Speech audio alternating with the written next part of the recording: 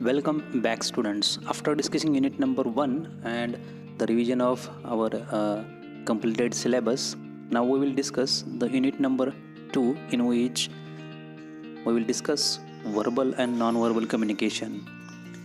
In this, the effective use of language, that is the thing that we are going to discuss. Again, in that, the importance of language. As we know that there are many languages in our world, and each language has its importance because it is communicative, and the knowledge or many things that are discussed by the help of the language. So let's see what are the characteristics of effective language. So there are many languages in the world, but there are some which are effective in our world. For example, as we are discussing in English language, which is very effective in all over the world.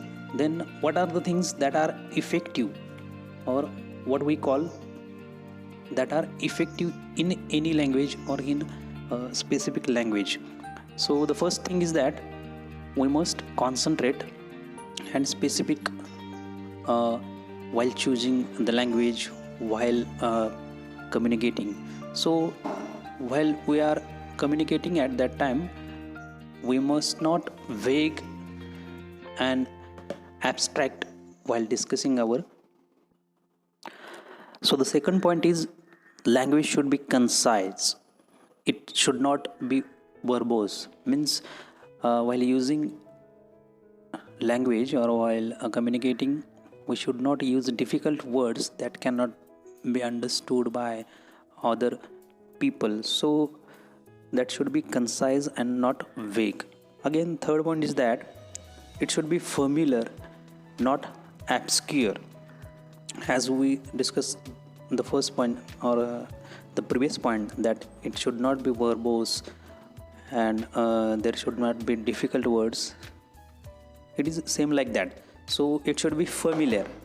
Again, fourth point is that precise and clear, not inaccurate or ambiguous. So there are many people there, and they are using many kinds of idioms, phrases in their language. Means these are the things that are also called as ornaments of any language, but that words or phrases should not be ambiguous, because that cannot be understood by common man, and the communication couldn't take place at that time. So that should be precise and clear. Again, fifth point is that it should be constructive, not destructive. So the language should be constructive, means there are different kinds of words which are used in day-to-day life that should be used in language. So it will be effective when we use day-to-day words in our communication. So it construct communication. So sixth point is that the language should be appropriately formal. Means with the help of the words that you are using, or the language that you are using, people can judge your personality, your character. Because in one of his book, Jawaharlal Nehru told that, or discussed that, a person's character is measured by the words that he uses in his day-to-day life. So the language should be appropriately formal. After discussing the effective use of language, the second point is principles and practice of a group discussion. As we have discussed what is the meaning of group discussion, what is group discussion, and we know that the group discussion is a modern method of assessing students' personality. So there are different objectives to organize group discussions, because it is a kind of art in which we can judge students or people by the help of this group discussion. So what is the group discussion? This is a term suggests some people or a group of persons in which there are near about 8 to 12 members who will express their views freely, frankly, in friendly manner on a topic of current issues. So there is also a time limit of 20 to 30 minutes to judge the abilities of the members of the group. So for that, the group discussion is organized. So as a participant or a member of that group discussion, what are the things that, or what are the do's that we should consider? The first thing is that keep to the point. There are many students who are discussing in a group discussion, but they are making digressions. They are not to the point. They are not on the subject which is given by the members or which is given by the panel. So keep to the point while discussing. Keep to the point. Again, make original points. So many members of groups also copy another person's point. So there is no innovative idea. That's why make original points in your discussion. The next is that listen to the others. So communication is not only speaking and speaking, but it is also speaking to the others. So listening to the others. The next point is say with logical flow. While discussing in a group discussion, there should be logical flow in your thought, in your speaking. Otherwise your communication will not be effective. So say with logical flow. Again, fifth point is be an active and interested. So after given the topic to your group, many people are inactive. They are not interested in discussion. So you must be active and interested. Even though you have little knowledge about that subject, you must speak, or you must go on speaking about that subject. Again, sixth point is talk with confidence. The panelists are judging your confidence to your speaking, through your talking. How much knowledge you have about that subject, that is measured by the panelists. Again, seventh point is that be audible to others. How many group members are there, and what is your audio level or what is your sound level, that you must concentrate on that thing. So you must be audible to the others. Again, it is a request for hearing. When you are not getting something what is said by the other member, at that time you must request to the other people, other students, other members to say it again, or you can say pardon please, or please excuse me. These are the things that you can use in the communication. Again, be attentive. Means there is the discussion is going on and you are not attending what other members are discussing. So you must be attentive to the topic. Group discussion cannot happen, or this skill cannot develop in a one day. So you must have a habit of discussion. Try to discuss in short groups with your friends, so you can have the ability of group discussion. After discussing do's, there are some don'ts that we should also consider. In that, don't show fake knowledge, means you should not uh, give fake knowledge to the members, or uh, you should not pass fake news to the other members. Again, don't overspeak, means you should also give chance to the other members to speak. You should listen to them.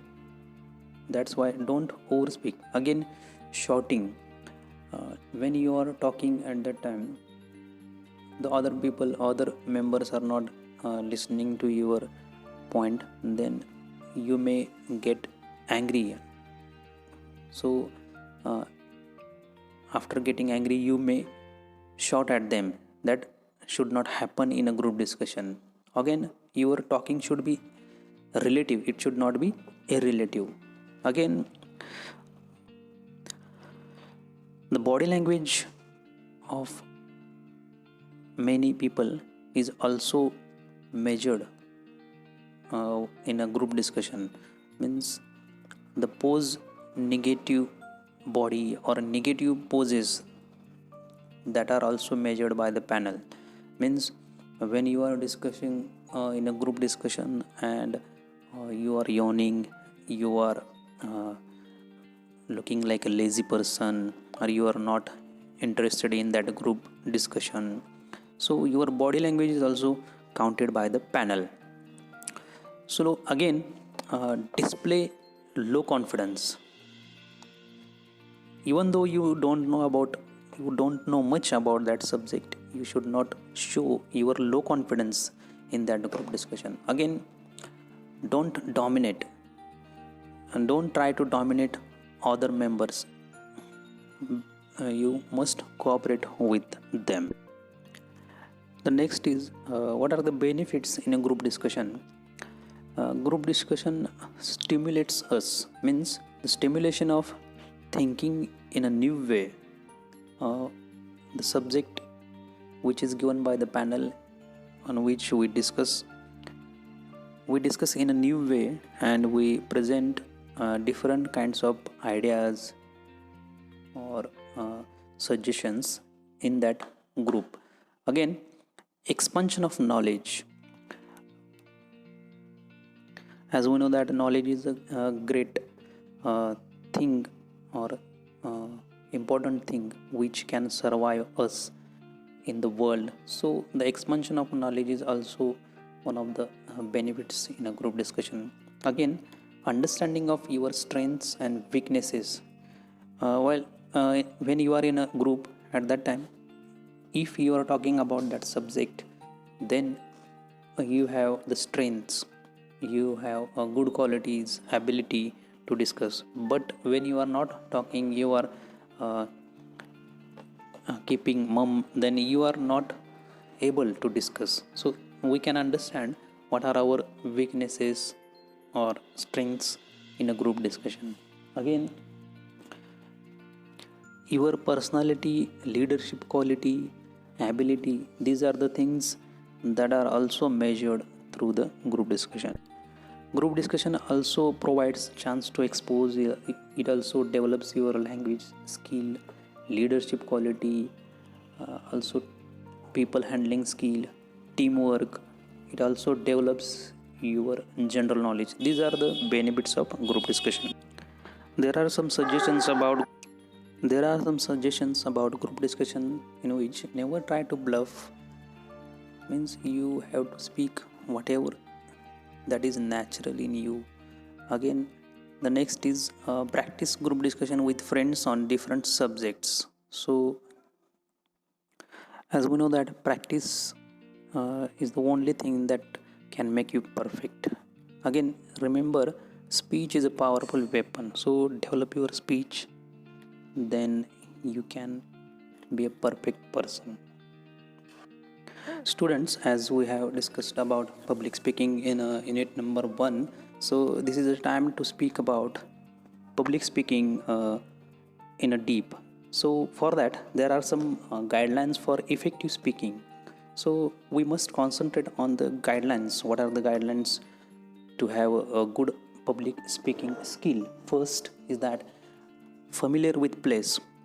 When you are going to speak at public place, you must take into consideration the place where you are going to speak. What is the condition of that place? Is it a hall? Is it a stage? Is it a it is or is it a small room? So visualize that place where you are going to speak, because that matters much to have a good public speaking. Next is try to know your audience. Means before whom you are going to talk, what is the age of that audience, what is the profession of that audience, and what is the objective of your speaking. Means what you are going to give to the audience. So try to know your audience. After knowing the audience, you can design your speaking or design your speech in a well manner. So the next or the important thing is that know your audience. Again, practice your speech when you are talking before 500 people, 1000 people. Try to practice that, or suppose that you are speaking before 500 people, 1000 people. After practicing, you can get confidence to speak before them. Next is be relaxed. Don't be confused before the people, otherwise no one will listen your speech. So be relaxed, be natural, uh, concentrate on your body language. These are the things that we must take into consideration. Again, focus on the message. Means what is the message that you have intended in your mind, that should be focused. Otherwise you will make digressions while you are speaking before the audience. Be confident. If you have prepared very well, then you have, or you may have good confidence to speak before many people. So that these are the things that are most important in public speaking. Planning of oral presentation. Before you are going to speak, the plan should be designed very well, because after planning very well, then you can speak before the audience in a good manner. The first question you must ask to yourself while the planning the speech, that is, why am I going to present this presentation before the audience? Means the purpose of presentation should be followed while giving the speech.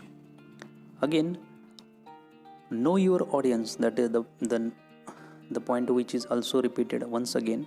Know your audience. Again, select your content. What content? What are the materials that you are going to use in your speech? What is the content? Means it is it innovative, or it is old thing that you are going to present again and again? So select your proper content for the presentation. Again, once again, the place and time. As we have discussed that place is also important for presentation. Then next is a time. Means in how much time you are going to start and finish your presentation. That should be important thing in public. Another mode of presentation, in what way you are going to present, that is also one of the important things in a oral presentation. Means what are the things that you are going to use? For example, projector, LED, or PPTs, or TV, radio. What are the things that you are going to use? The last but the most important is proper use of body language. When you are standing or presenting before a huge mob, huge crowd, you must concentrate on your body language. You must control your body, and you you must present before them in a proper manner. Now let's focus on the steps for preparing oral presentation, or what are the steps that we must follow. First, research for the content.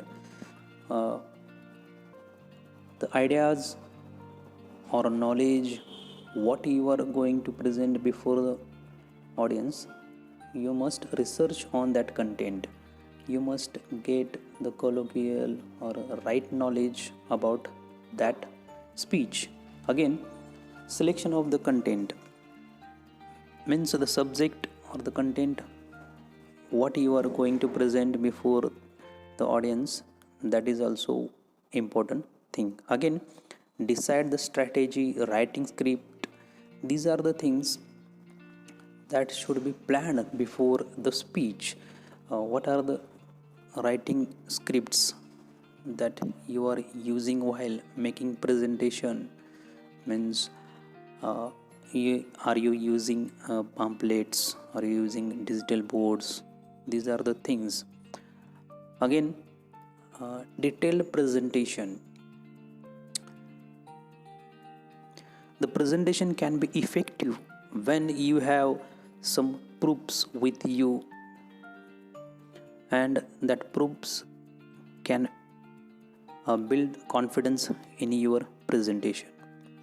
Again, some things like visuals, handouts, feedback forms, these are the things that you can have while giving presentation, because that can engage your audience, and they may be involved in your presentation. So practice and practice, that is the most important thing that can make you perfect. After discussing this, the next point is interview techniques. So let's see, what is an interview. An interview is a formal meeting in which the questions are being asked for evaluation. The last word is also most important, that is evaluation. So there are some types of interview that can evaluate the person, that can evaluate the situation. So let's see what are the types. First is that promotion interview.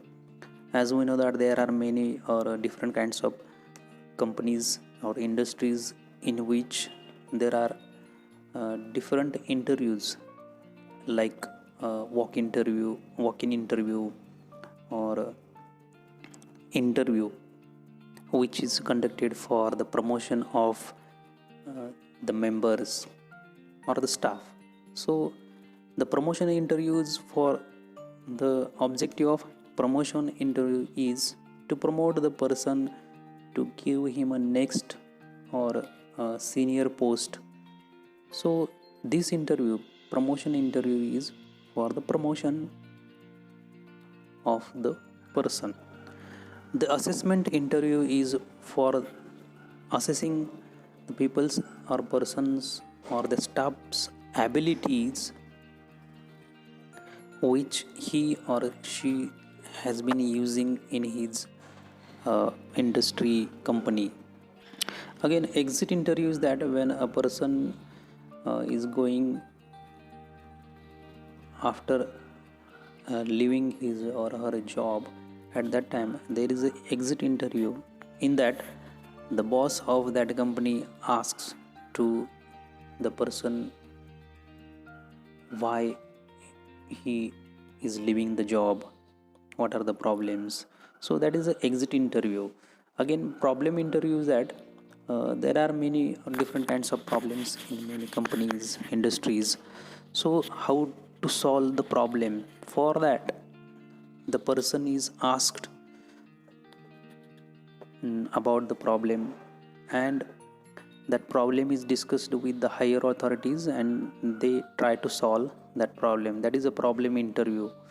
Again, non-directional interviews, that is a interview which has not specific target, as we can say that it is a casual interview in which there is no any specific objective. Again, group interviews, that suppose there are different kinds of people and one person is going to ask in a group some questions, then that is a group interview. So these are the different kinds of interviews. Next is that what are the guidelines for interview. So when you are going to have, or when you are going to face an interview, at that time there are some things like prepare for the interview. Means the preparation is most important before going to interview. So the preparation should be academic and educational preparation. Again, communication is there. You must communicate in a convenient way to the panel. Again, physical preparation means what is your appearance, what are the clothes that you are going to wear, what are the shoes that you are going to use. Again, mental and psychological. This is also important, because when you are not mentally or psychologically stable, then you are not able to face an interview. Again, self assessments means there are some plus points, minus points in your personality, that you must assess them and try to overcome the barriers or the difficulties in your communication, in your personality.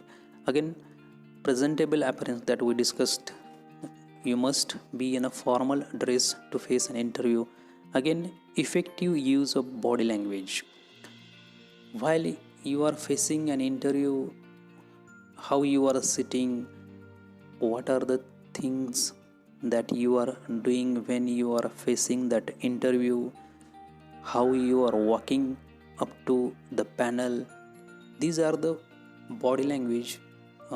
These are the things that are counted in body language. Again, correct and complete answers.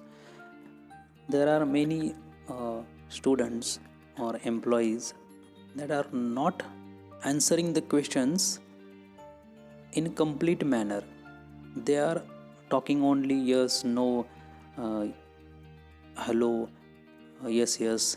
These are the words they are using. So you must use complete answers. Again, that should be correct. The next is don't bluff. Don't give any irrelative answers.